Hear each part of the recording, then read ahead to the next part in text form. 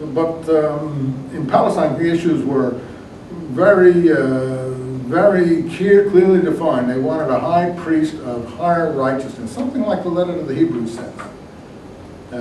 We have a higher high priest beyond sin, the pure and holy high priest. Jesus is our king and high priest. It's all in the letter of the Hebrews, picking up Hebrew themes, but slightly Paulinized. I don't have to go through it to show you where the Paulinization is and where the native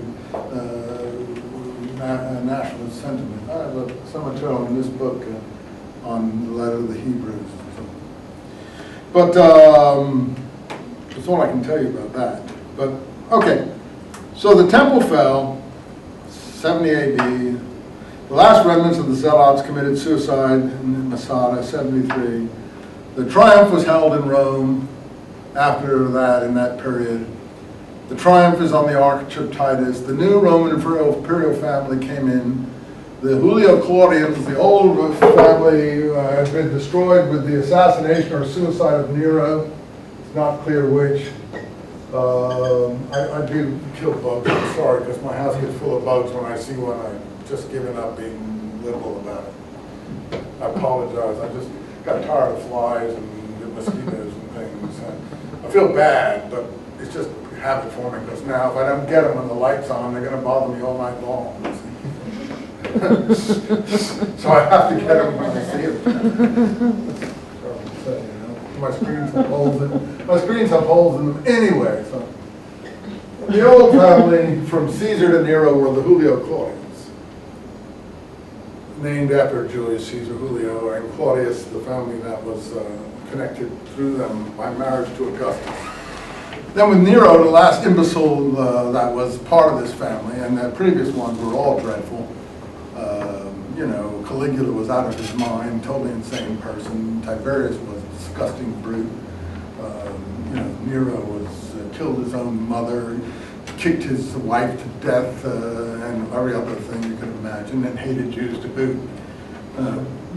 Supposedly blamed the fire of Rome on Christians. I don't think those were Christians of a Pauline stripe. I think he wasn't afraid of Pauline Christians, if he knew the difference. I don't think he knew at that time that messiness to me would be the word. And at that time in 62 or 3, whenever the fire in Rome was, or 60 something or other it was, early 60s, I think there were only Messianic agitators in Rome, more or less aggressive, more or less militant.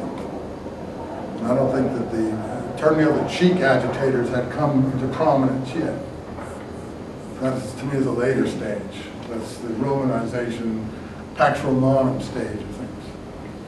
Anyway, that's another thing. But if the Christians did have anything to do with the fire in Rome, then they were probably Messianic Palestinian Christians of the stripe I'm telling you about. Well, forget that. So this Flavian family came in, took the triumph, put the Arch of Titus up there, and it's still there. You see the Jewish captives coming to Rome with their temple accoutrements. Now, it's recently been revealed and shown, and I suspected that all along, that the Flavians, the new family, where they got the money to build the Colosseum for fun and games was from their sacking of the Jewish temple and the temple treasure. To me, that symbolizes all of what happened in this period. That this horrendous thing that we all worship today, oh, the beautiful Colosseum. Yeah, architecturally it's an astonishing building and it's very impressive, but it's not beautiful. It's a disgusting, horrific symbol of what man's depravity is and was. I'm not trying to be a moralist about it. I mean, what was done in the Colosseum for the entertainment of the mass to try to sort of, placate them and get them involved in other sporting events, if you like, away from agitation and so on, was, to my mind, horrendous. And part of the people that perished, maybe there were Christian martyrs too, but certainly part of the people that perished were the prisoners that they took from the Palestinian campaigns. Certainly, after they ran out of them, they went and looked for other people. Okay, fine. But the first couple of 100,000 were these people. for the entertainment. Then they built this stadium out of their money, which became this gladiatorial monstrosity for 300 years. And we all still go pay homage to it. Oh, the Colosseum of Rome, how romantic, how wonderful, how marvelous. No, it's a disgusting symbol of depravity. Architecturally, it's impressive. You know, so might have Hitler's the new capital that he was going to build might have been impressive too. But the Arch of Titus, I don't consider that impressive. I think it's a disgusting display of brutality.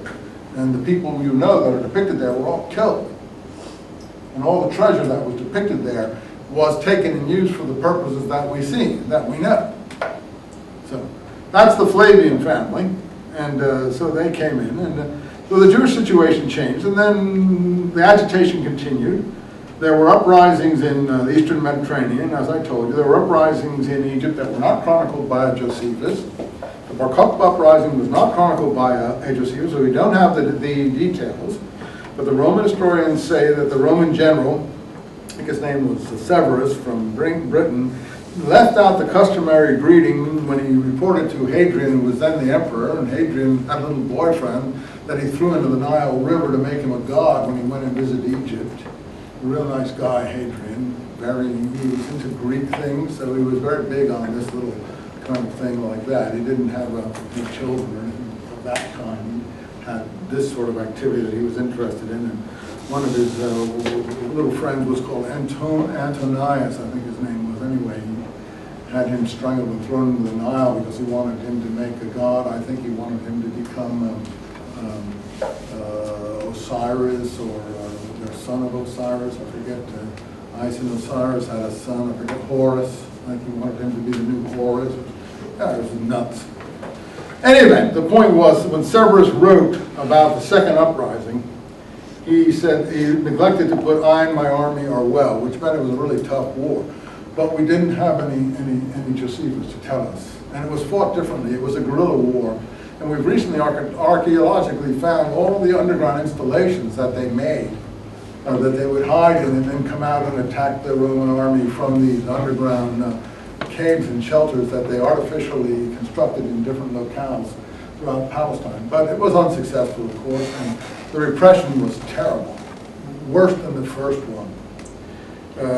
Jerusalem was, temple had already been plowed under in 70 AD by the Flavians, because they knew that the temple was where the center of agitation was. But they built another temple in Egypt, apparently, at some point, and the Zealots